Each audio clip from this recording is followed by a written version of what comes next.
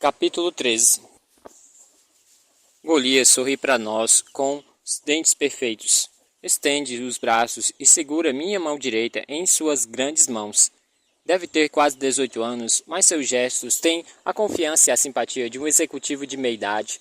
Golias está vestido como se tivesse que ir a uma reunião de conselho com com a calça social listrada, uma gravata vermelha e camisa de botão com mangas dobradas.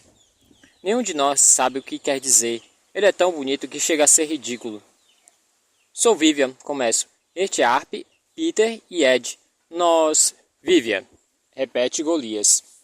Me olha nos olhos. Então ele dá um passo até Arp e segura a mão dela, como fez a minha. Arp. Ele dá uma risadinha e pisca os seus cílios negros. Golias fez o tipo dela. Arp sempre preferiu os caras que tinham uma beleza padrão e confiança para dar e vender.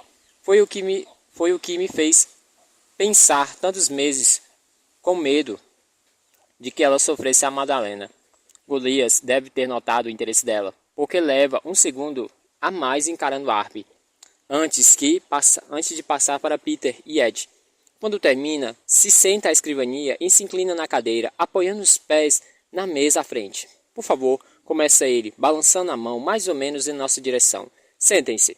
Mas não tem nenhuma cadeira à vista. Daisy e Gallifrey correm até a sala comunitária para buscá-las. Chegamos um pouco mais perto da mesa de Golias. Viemos aqui para saber se você pode nos dar alguma informação, explica Peter. Posso tentar, responde Golias, educado. Estamos indo para a Califórnia, continua Peter. Ouvi dizer, bem, talvez certeza de que Freak Vamos de novo. Ouvimos dizer, bem, temos certeza de que Freak já teve um complexo pessoal lá ao norte de São Francisco. Ele espera um pouco, mas Golias apenas o observa. Queremos ir até lá para ver o que conseguimos descobrir. Quem sabe encontrarmos deixados para trás, ou ficarmos sabendo que as pessoas nem mesmo sumiram. O chefe dos novos órfãos junta as mãos à frente do rosto e nos observa por trás dos dedos entrelaçados. Enquanto isso, Gallifrey e Daisy arrumam cadeiras dobráveis em um semicírculo. Golias espera até que todos estejamos sentados. Então dispensa os dois da sala com um gesto. Ele se levanta e caminha até um carrinho de bebidas com algumas garrafas pela metade, as quais aposto que pegou do armário de bebidas dos pais depois que eles foram arrebatados. Tem whisky, amaretto e bistrô, cream. Golias mistura um pouco de amaretto e Gatorade de laranja em um copo. Os olhos de Peter procuram os meus antes de ele fazer uma careta. Foi mal, galera, começa Golias, virando-se para nós. Querem beber alguma coisa? Todos recusamos, menos Arp, que aceita o drink de Gatorade com amaretto e o bebe como se fosse água. Golias se inclina para cima da mesa e se vira na nossa direção outra vez. Tenho um bom pressentimento, como se ele estivesse prestes a nos dizer algo importante, alguma informação realmente útil. Peter, estou interessado em saber quem confirmou a existência do complexo de Califórnia para você, diz ele por fim. Mas, obviamente, apenas se você estiver disposto a revelar suas fontes. Olhamos para Peter. Meu pai foi crente por muitos anos, muitos anos. Ele só diz isso.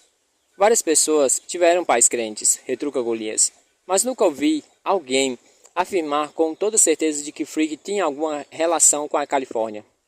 Após ouvir isso, Peter olha para frente e não responde nada. Golias apenas ergue uma das sobrancelhas, mas não continua insistindo. Bem, para falar a verdade, ouvi rumores. Li alguns tweets de pessoas no aeroporto de São José alegando a chegada simultânea de pequenos grupos de crentes no último ano. Um comissário de bordo me contou que atendeu pelo menos uma dúzia de crentes na véspera do arrebatamento. Mas, quando tentamos conseguir mais informações, ele se fez de desentendido. É um desses que pretendem embarcar na segunda balsa. Então um barbeiro no Point Reeves Station me mandou uma mensagem dizendo que o corte de cabelo de Freak há 6 semanas fez uns 20 anos. E não entende por que o pastor diz que mora na Flórida. Peter pega um caderninho. Você disse o Point Reeves Station? Isso, confirma Golias, franzindo a testa ao ver que ele está anotando a informação. Mas vou repetir, Peter. Nada disso é garantido. Durante meses, ouvi rumores de que ele estava vivendo em alguma mansão numa floresta na Califórnia. Uma vez me deram um nome de estrada. Uma vez me deram o nome da estrada. Não consigo lembrar. King Arthur Lane? De qualquer forma, não passam de boatos. Logo, antes do arrebatamento, o site da igreja americana transmitiu sem parar imagens ao vivo que mostravam Frick rezando o tempo todo na casa dele na Flórida. Mas quando ele faz uma pausa para que a gente absorva a informação. Existe a chance de a transmissão ser, mentira? De eles estarem tentando plantar uma pista falsa? Considerando que Frick estava na Flórida antes do arrebatamento e logo depois ele não estava mais? Então com certeza acharíamos que o cara foi arrebatado, complementa Peter. Acho que é possível, Vivian, incentiva Golias, parecendo estar em dúvida. Mas, como eu disse, só havia rumores. Ninguém nunca apareceu com provas de que Frick estava na Califórnia. A verdade é que acabamos ouvindo todo tipo de teoria louca, como uma rede tão grande quanto a nossa. Não é de uma pisca... Ele dá uma piscadela para Arp. Uma vez recebi um e-mail enorme e exaltado, alegando que Frick na verdade era o Papa e que tudo era uma conspiração para conseguir mais fiéis para a Igreja Católica. Para mim, tanto essa teoria quanto a que vocês sobre Califórnia têm o mesmo peso. A única prova que tenho é a palavra de alguém. Já pensou em mandar a gente para lá? Pergunta Peter. Convocar novos órfãos em São Francisco para tentar encontrar Frick? Golias balança a cabeça e dá um sorriso meio triste para o garoto. Peter, vou ser bem sincero, nunca pensei nisso. E vou te dizer o porquê. Talvez no começo os novos órfãos fossem um grupo tentando derrubar a igreja. Eu tinha vários contatos de ex-crentes passando adiante todos os podres dos pastores locais. Descobri inúmeros escândalos sexuais e tal. Quer dizer, quem começou a hashtag em BetonFreakBBK, que ficou nos Trend Topping mundiais por uma semana em fevereiro. Então pode acreditar que entendo esse impulso niilista de vocês. Naquela época eu estava puto da vida, mas quando a gente me procura, quanto mais gente me procurava, quanto mais gente da nossa idade vinha me contar que os pais estavam prestes a trocá-los pela glória eterna, mais eu percebia que não era uma questão de nós contra eles. Estamos tentando reconstruir as coisas, pessoal. A igreja americana ficou no passado. Nós temos o futuro. Dá pra sacar? Mas eles não ficaram no passado, retruca Peter. Ainda estão nativas. Parece que nunca teve tanta gente na igreja. Acho que parece mesmo. Se é que está lá fora, Peter. Golias assente. Eu concordo, sério. Mas acho que se você passar um tempinho com a gente, vai perceber que não precisa mais se preocupar com a igreja. Temos uma comunidade maravilhosa aqui. Nos alimentamos e cuidamos uns dos outros. Damos apoio emocional, espiritual e, se for preciso, financeiro. Sei que algumas outras facções dos novos órfãos têm metas destrutivas. O pessoal de Nova York estava planejando uma invasão violenta ao prédio da Nasdaq, antes do furacão. E no início da semana, a galera de Chicago sequestrou a família do prefeito na tentativa de fechar permanentemente as lojas de departamento da igreja americana na área. Não deu certo, e no final de contas a esposa do prefeito e os 3 novos órfãos acabaram morrendo. Golias para de falar e abaixa a cabeça de leve como se fizesse uma prece. Nunca fui um cara violento, nunca incitei a violência. Desde o começo, defendi que é possível mudar as coisas agindo de forma pacífica. Nós somos jovens e inteligentes, então vamos dar um jeito. Aqui em Keystone, nós ficamos felizes com a ideia de seguir em frente, de deixar a igreja para trás, de amar uns aos outros. Está vendo a comunidade que eu criei? Isso nunca teria sido possível sem a existência da igreja. Entende o que eu estou querendo dizer? À sua maneira, a própria igreja me criou. E conheço muita gente por aqui que é grata por isso. Então não vamos focar na destruição, e sim em construir algo juntos. O que ele descreve parece impossível. Basta dar alguns passos para além da cerca e entrar na maca de crentes lá fora para ter certeza. Mas a alta confiança de Golias é estranhamente é estranhamente magnética. Sua atenção sobre nós é intensa, tão amigável e calorosa, que sinto como se fosse bastante possível, mas como se para mudar o mundo bastasse um bando de jovens espertos que se importam. Golias fica de pé e junta as mãos. Galifrey e Daisy já mostraram o lugar? Por que não damos uma volta? Golias nos leva para dar uma volta pelo prédio, mas dessa vez somos apresentados a cada um dos novos órfãos. Todos saem de suas camas, param de lavar a louça ou largam seus laptops e videogames para falar com a gente. Eles contam histórias, muitas diferentes das nossas, sobre mães e pais e amigos desaparecidos de repente e os deixados sem ter para onde ir.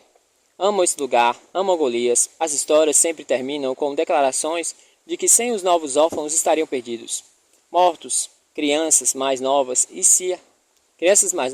se agarram aos joelhos de Golias quando ele se aproxima, como se o líder fosse um tio querido. Golias nos leva para a parte de fora do prédio, nos fundos, onde antes ficava um campo de minigolfe, mas agora há uma estufa funcionando de forma bem razoável e um pequeno jardim que sobrevive com dificuldade. Algum de vocês é bom com plantas? Pergunta ele. No instante em que Ed ergue a mão, timidamente, ele fica muito animado e começa a apontar para as diversas plantas que estão tentando cultivar no solo seco de Dakota, pedindo conselhos. Ela parece constrangida, mas feliz. Todos ali estão felizes, e garanto ele. Perdão. Todos ali estão felizes, e garante eles. Seguros. A cerca e os guardas são apenas uma precaução. Os crentes.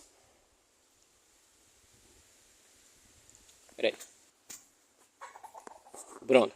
Os crentes que infestam a cidade em números cada vez maiores não estão interessados em sacrificar adolescentes rebeldes para chegar ao reino dos céus. Eles estão passando férias muito caras com as suas famílias, tentando visitar todos os lugares sagrados antes do próximo arrebatamento. Uma vez, segundo Golias, alguns crentes ficaram bêbados no restaurante da família cristã americana e foram até a comunidade tentando arrumar briga, mas acabaram vomitando na mesma hora, em frente aos guardas e voltado com o rabo entre as pernas para seus hotéis. Tirando aquela vez, os crentes mal reparam nos novos órfãos. No fim do tour, já posso sentir. Esses caras conseguiram transformar um museu de cera presidencial abandonado em um lar de verdade, vibrante. De repente, sou tomada por um desejo de tentar reprimir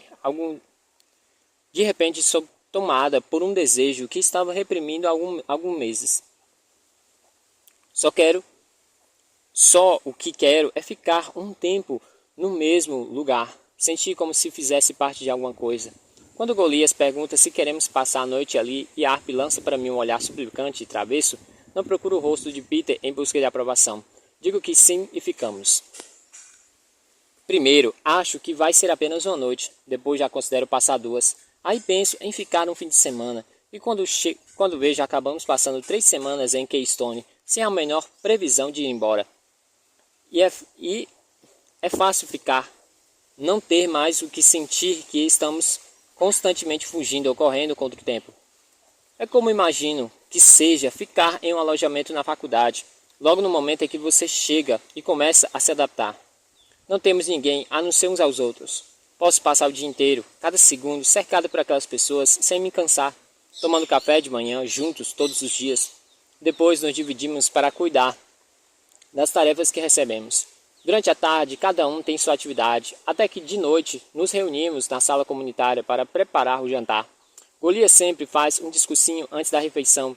É como uma prece, só que mais ensaiada. Sou grata a ele por ter criado esse lugar, mas às vezes é um pouco difícil levá-lo a sério. Depois de um tempo, ele começa a parecer uma daquelas pessoas ambiciosas na minha escola antiga, quando ainda valia a pena ser ambicioso. Eu noto observando um ambiente animado para festas pós-jantar, frequentadas por todos menos Ed e as crianças bem pequenas. E imagino que ele esteja vendo a comunidade que construiu através dos olhos do comitê da admissão da Whaley. Mas posso estar só com inveja. Na primeira noite que passamos aqui, depois de algumas doses de tequila do pai arrebatado de alguém, ele e Arp começam a se agarrar na parede, onde antigamente ficava uma mostra dos presidentes não eleitos. Estavam tão entretidos que Arp nem notou, ou não deu bola. quando a rodinha de violão começou. Parece que os dois estão ficando com as bocas caladas desde então. Perdão. Parece que os dois estão ficando com as bocas coladas desde então. Toda noite, assim que acha que já estou dormindo, Arp pula na cama que dividimos, na exposição do Gorbachev, e vai para sei lá onde fica o quarto de Golias. Ela, você o chama de Golias quando estão transando? Pergunto numa manhã, ao escovar o dente. Não sei o que você está falando. Arp funga. Suspeito de que esteja tentando manter esses encontros em segredo o máximo que pode, que gosta da áurea do mistério. Nem mesmo os órfãos sabem onde Golias dorme. Nunca o viram vestir alguma coisa a não ser o terno, e não sabem muito sobre quem era antes de virar Golias.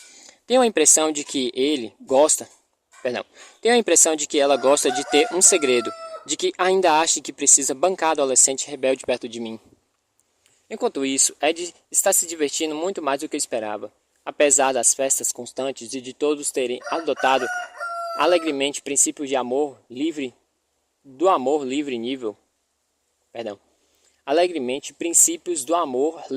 nível Woodstock, ela parece cada vez mais feliz.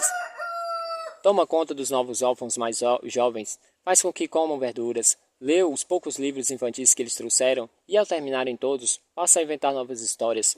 Toda noite ela entra na sala comunitária. Para de cantar, macho! Toda noite ela entra na sala comunitária com cara de sono, parecendo enorme, sobre o pijama listrado e pergunta, com uma voz doce, se podemos abaixar um pouco o volume. Na primeira vez tive medo de os novos órfãos se voltarem contra ela, ficarem putos por sua aura maternal, mas eles obedeceram, ansiosos para agradá-la.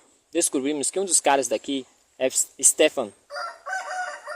É enfermeiro registrado na Wingman e passa o dia e noite ao lado de Ed. Stefan diz que quando chegar a hora de dar à luz, ele estará lá para ajudá-la. Ed fica radiante aqui, feliz, sendo útil e amado por todos. Se Peter está doido para...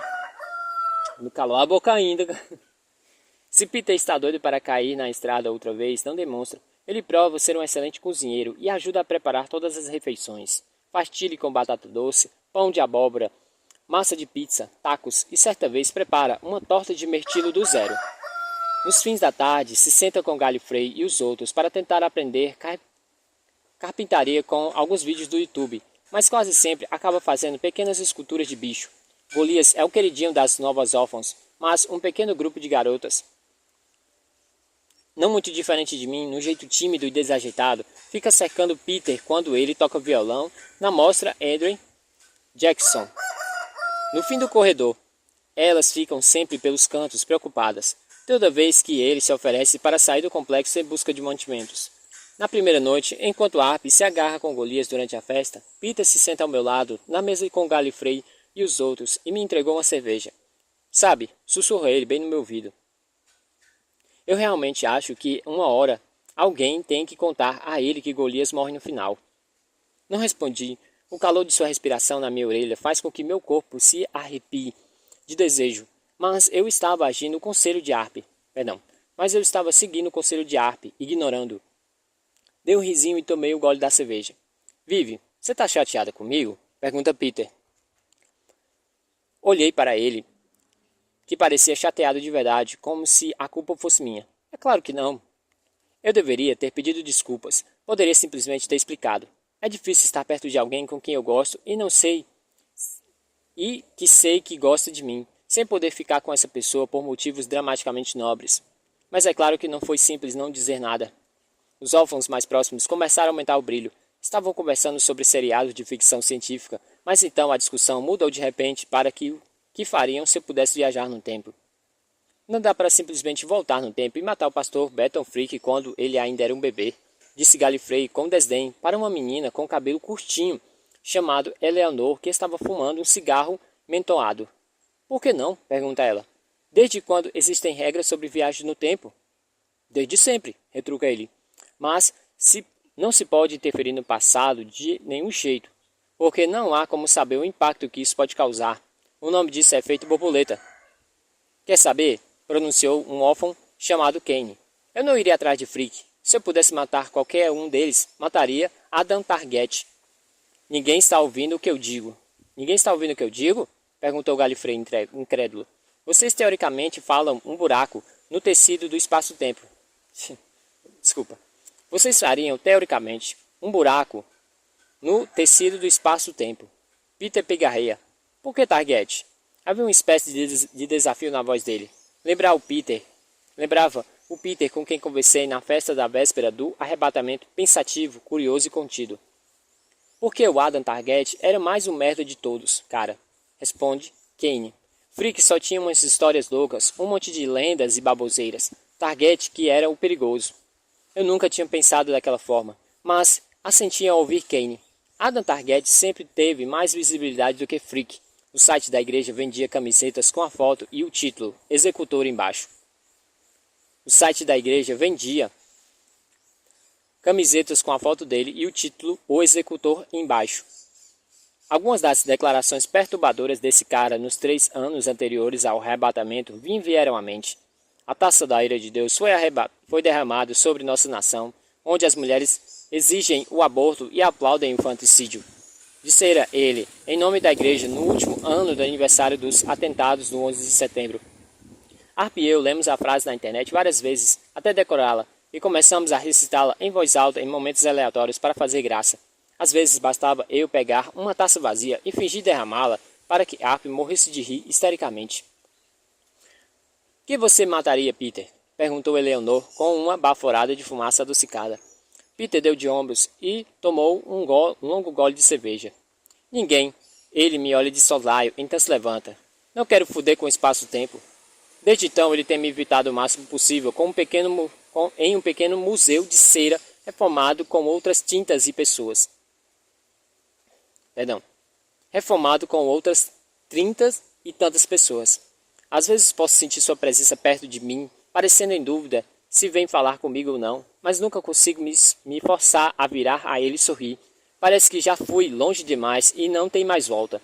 Seria muito constrangedor falar com ele como se nada tivesse acontecido.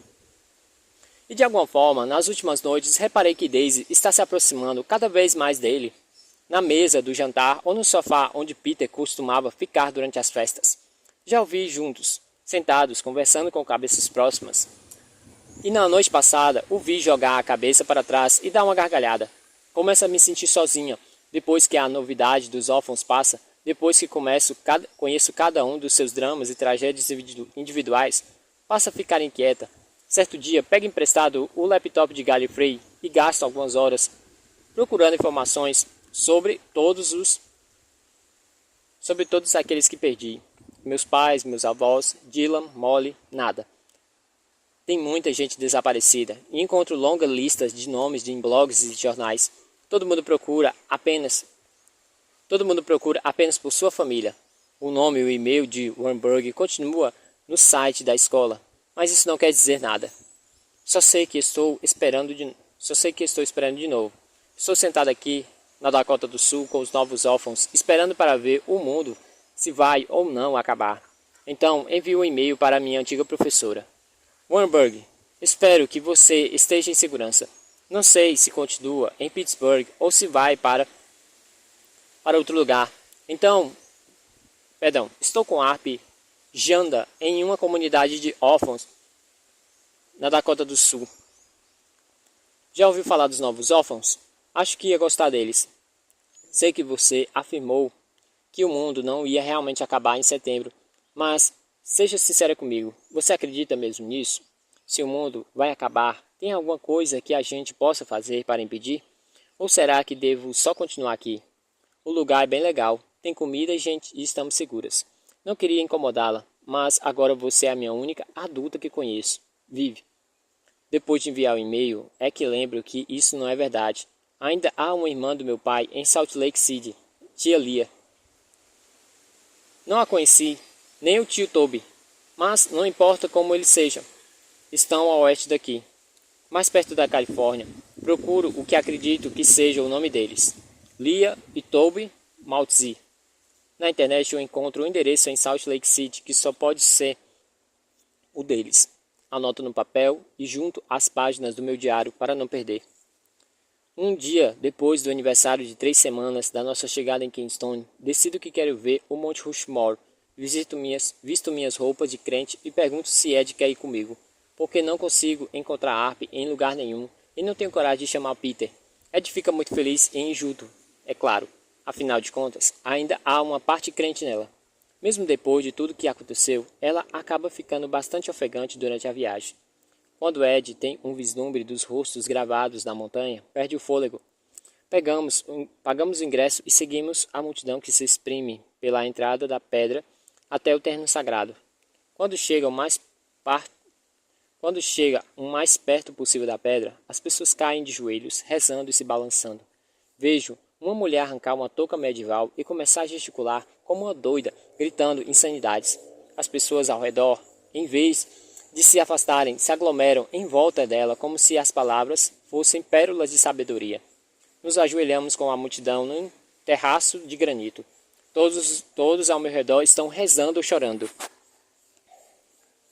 com as mãos nos peitos, enquanto encaram a montanha com os olhos arregalados, brilhando. Ao meu lado, Ed murmura suas preces para que eu não a escute. Olhe para aqueles rostos, exceto pelos crentes tardios, que apenas fingem ter renascido para não perder a próxima balsa para o reino dos céus. Todos ao meu redor podem sentir uma vibe boa aqui. Amor, admiração. Sentem que não estão sozinhos no universo. Não há nada que me venha à cabeça capaz de me fazer sentir mais paz com tudo isso. O melhor que sempre consigo são os raros momentos de felicidade, livre, leve e solta, que normalmente passo com Arp, mas que senti 1 ou 2 vezes com Peter durante a viagem, aos quais me dizem que está tudo bem, que se vim a esse mundo por uma razão especial, foi para experimentar a alegria e amor, como todo mundo. Ninguém me deu uma vida apenas para destruí-la. Caminhamos pela trilha que leva ao pé da montanha. No fim, Ed fica parado olhando para cima, com os olhos inclinados para trás, admirado e sem palavras. Paro ao lado dela, me esforçando para parecer recatada. Sem querer, acabo entreouvindo uma conversa entre 2 pais crentes ali por perto, enquanto as esposas tentam fazer as crianças ficarem juntas e quietas para a foto. São os caras de pau. Ficam bem na avenida principal. É, eu já vi. Mas são os assassinos. Basta olhar as notícias da igreja para saber. É mais fácil matarem um de nós do que conviverem conosco. Muitos crentes morreram nas mãos dos órfãos. Sabemos que são mártires e que serão recompensados. Mas foi em outras cidades, irmão. Você acabou de chegar em Keystone. Faz um mês que estou aqui com a minha família, esperando a segunda balsa. E posso dizer que esses órfãos não são uma ameaça para ninguém. Não? O outro homem ri. Você acha que deixaríamos que eles ficassem se fossem perigosos? São só um monte de crianças idiotas. Tem medo das próprias sombras. Não esqueça, meu amigo, os novos órfãos não representam ameaça nenhuma para nós. Capítulo 14. De volta ao complexo, encontro Peter à mesa da cozinha, esculpindo alguma coisa que não consigo identificar em um pequeno copo de madeira. Daisy dança ao redor dele, girando um bambolê nos quadris e cantarolando. Você não me pega, você não me pega. Peter, chamo. Me esforço para ser ouvida acima dos gritos de Daisy. Posso falar com você rapidinho? Ele me olha e abaixa a faca. Daisy, você pode nos dar licença? Ela sai do cômodo batendo os pés e fazendo um bico exagerado. Quando ela sai, Peter me olha com expressão neutra. Ele tem todo o direito de estar com raiva de mim. Esse é o caso. Não sei como pedir desculpas pela forma como agi nas últimas semanas. Não consigo mais ficar aqui, digo. Estou começando a sentir confortável demais. Quero pegar a estrada amanhã. Encontrei o endereço da minha tia em Salt Lake City. Quero que a próxima parada seja lá. Ela pode não ter nada a dizer sobre os meus pais, mas sinto que quero encontrar alguém da família. É óbvio que você é bem-vindo, mas entendo se... Não preciso mais dizer nada. Ele sorri e pega a faca outra vez. Eu já fiz as malas. Amanhã, então? De manhã? É o que eu estava pensando. Ele assente satisfeito e volta para o seu projeto. Vou para o corredor do museu procurar Arp com as exposições, com o coração batendo um pouquinho mais depressa. Consegui encurralá-la depois do jantar, antes dela fugir para o quarto de Golias.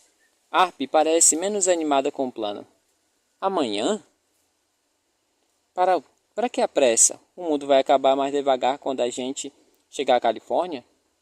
Não estamos fazendo aqui nada, Arp. Lembra quando combinamos que íamos ser implacáveis? Bom, ficar parado aqui não é um pouco implacável? Você não está gostando, é por isso? Estou sim, Arp, suspiro. Sério, estou gostando até demais. Só não quero passar o fim do mundo nesse lugar. Arp me observa de cima a baixo, estreitando os olhos.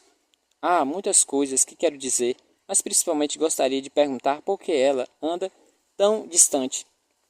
De que isso adianta? Eu a encaro de volta, esperando a resposta, e Arp suspira.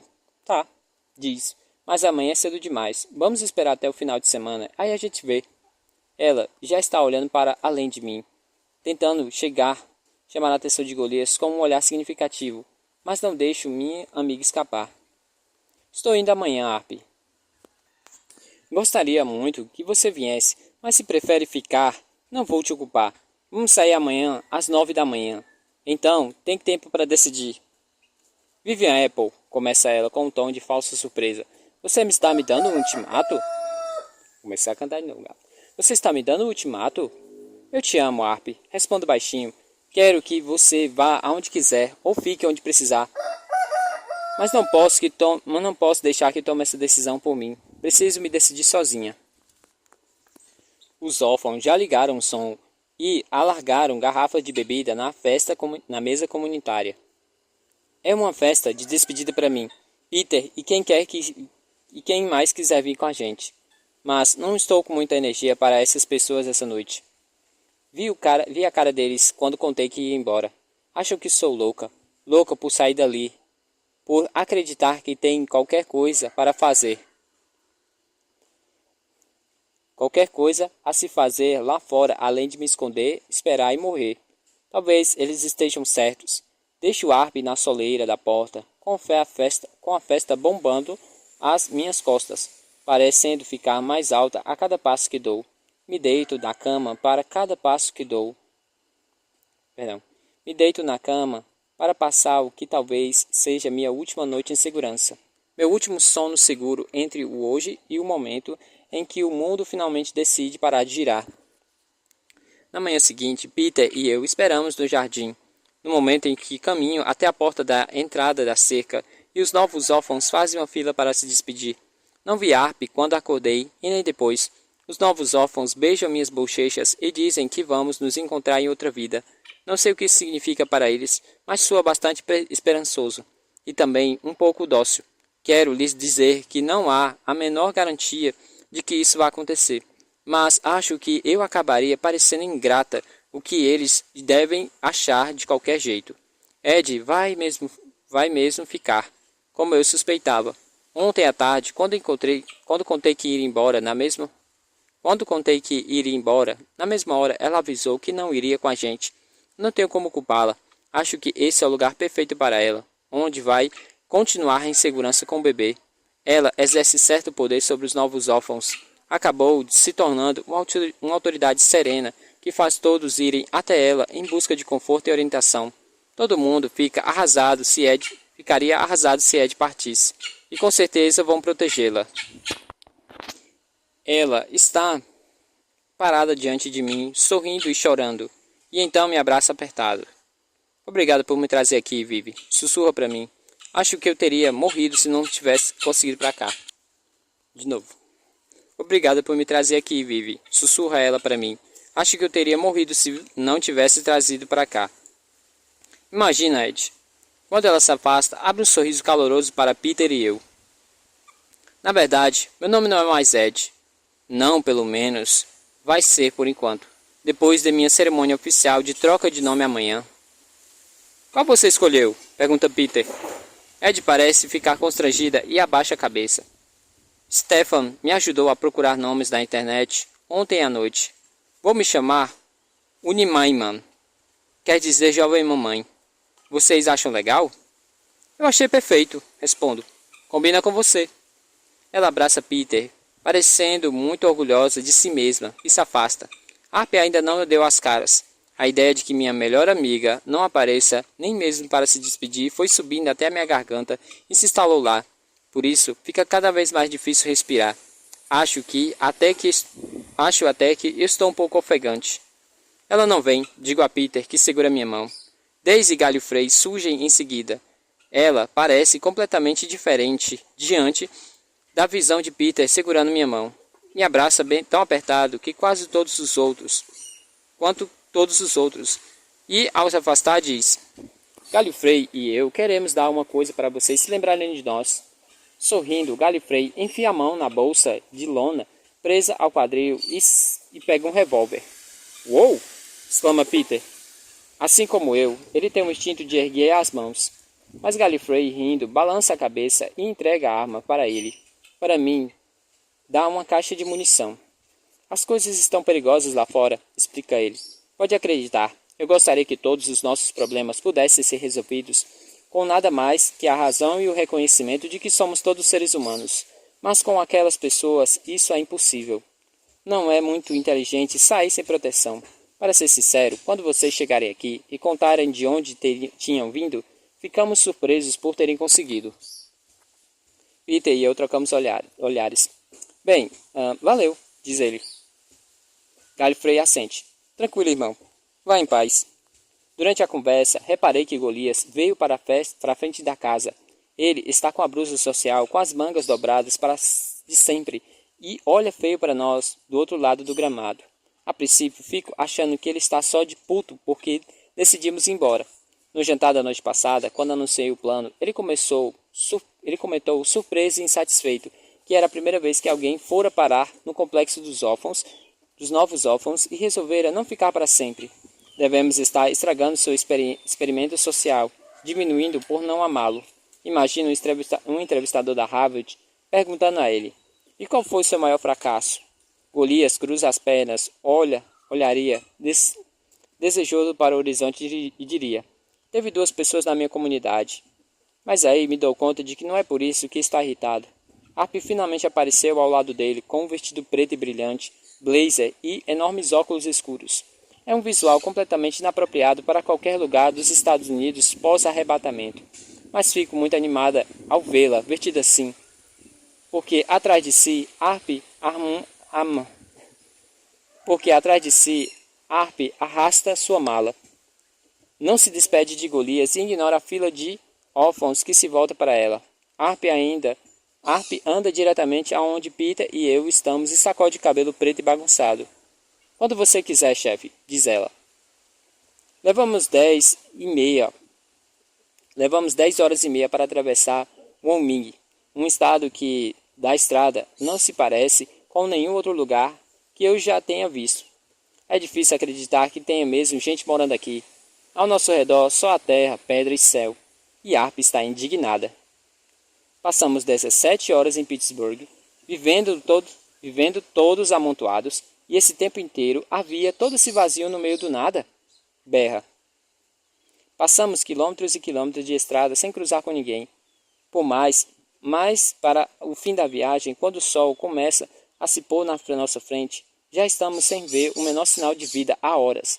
Me bate uma sensação estranha, como se estivesse sonhando acordada, de que o apocalipse já aconteceu. O mundo já está vazio, mas por acaso se esqueceu de nós, e agora ficamos presos aqui para sempre, nesse carro em meia poeira. Como Harp aqui, cheguei a pensar que a distância entre nós duas, que eu só sentia aumentar desde o começo da viagem, finalmente diminuiu. Mas eu estava errado. Ela só se ofereceu para dirigir nenhuma vez. Ela não se ofereceu para dirigir nenhuma vez. Pouco depois de cairmos na estrada, ouço um chacoalhar e quando olho pelo retrovisor, percebo que minha amiga está sacudindo uma das pílulas em um vidrinho laranja. Que é isso? Minha voz soa mais ríspida tomando do que eu pretendia. Harp, o que você está tomando? Ela se levanta os óculos escuros para que eu possa vê-la revirar os olhos. Relaxa, Vivi. É só Xanax. Golias me deu um pouco para me ajudar a lidar com a ansiedade. Ansiedade? Repito confuso. É, retruca Harp, falando arrastado. Eu sei, grandes merdas, né? Mas é que eu vou morrer. Mas é que eu vou morrer em alguns meses. Todos nós vamos, na verdade. O mundo inteiro vai morrer. E eu acho que eu estou um pouquinho estressada com isso. Fico sem resposta. Não posso culpá-la, mas gostaria que ela tivesse arranjado o remédio com um médico de verdade. Percebo que sinto falta de presença tranquilizadora de Ed, na bondade do coração dela, que ajudou a conter Harp, mesmo que temporariamente. Sei que minha melhor amiga está sofrendo, que está com medo, mas não é justo, porque eu também carrego sofrimento e medo dentro de mim. Da forma como Peter, Ed e todo mundo. Da mesma forma como Peter, Ed e todo mundo. E mesmo assim a gente continua aguentando firme. Já é noite quando chegamos em Salt Lake City. Peter começa a apontar para as placas dos motéis. Não quero esperar até amanhã, respondo. Quero ir logo, agora mesmo. Vive, ela não sabe que você está indo, argumenta ele. Não sabe nem que você está viva. Por que não telefona para lá hoje e fazemos uma visita de manhã? Mas balança a cabeça. Preciso acabar logo com isso. Desde que encontrei um endereço na internet e decidi visitar meus tios, meu cérebro começou a encher de imagens possíveis de resultados. Imagino que a tia Léa tenha virado uma crente fervorosa e que vá me arrastar para dentro da casa por uma orelha e me torturar até me converter. Imagino que ela esteja morta, desaparecida ou escondida. Imagino uma mulher com o mesmo rosto bondoso do meu pai, me fazendo sentar no sofá da sala e dizendo exatamente o que devo levar na vida daqui para frente. Ouça, criança, dirá ela, Roma não será construída em um dia. Então me servirá comida caseira de jantar e me oferecerá uma cama para dormir. E será diferente quando fiquei em Keystone, porque ela é adulta. É adulta da família e vai saber o que é um bom para mim, de uma forma que os novos órfãos nunca saberiam. Não sei qual das possibilidades é a mais correta, e essa dúvida me dá náuseas, por isso balança a cabeça. Eu quero ir agora, repito. Você ouviu a chefe, comenta Harp, do banco traseiro, com um tom debochado. Os Maltzer moram na rua arborizada de um bairro na zona oeste da cidade. Estou me dirigindo. Então Peter diz os números da casa em voz alta. 562, 564, 568, 570. É uma casa de um andar com uma bandeira dos Estados Unidos na janela e uma velha antena de satélite no telhado. O gramado está verde, a não ser por um pedaço grande de grama morta. Tem estacionamento. Tem uma van meio acabada na entrada da garagem. Estaciona na frente e nós três olhamos pela janela em busca de um sinal. Ficamos aqui ou vamos embora? Mas parece impossível que dentro daquela casa more uma mulher que conhecia meu pai quando ele era jovem. Antes de crer qualquer coisa. Eu me viro para Harp e Peter. Não sei o que vai acontecer agora. Não sei quanto tempo isso vai levar. Se vocês quiserem ficar aqui fora, tudo bem.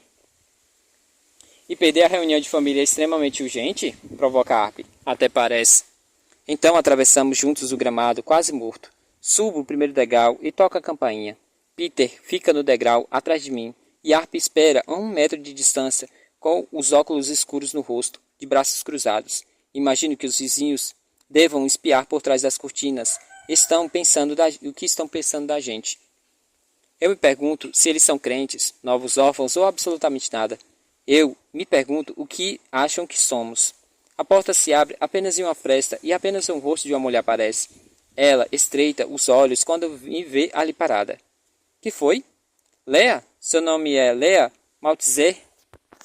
Quem quer saber? Retruca ela, abrindo um pouquinho a porta. É uma cinquentona, alguns anos mais velha do que meu pai e tem cabelos acobreados demais para serem naturais. Basta olhar mais um segundo para saber que ela deve ser minha tia, porque é como olhar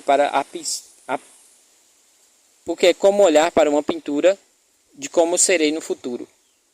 Tia Léa tem minhas sobrancelhas grossas, meus olhos escuros e meu espadinho entre os 2 dentes. e tem meu espacinho entre os dois dentes da frente. O corpo dela é o corpo dela é o que meu pai chamava de corpo dos Apples. Peitos pequenos, quadris largos, braços finos. Eu poderia chorar só de olhar para Leah. Ela é da família. Meu nome é Vivian Apple, sou a sua sobrinha, explico.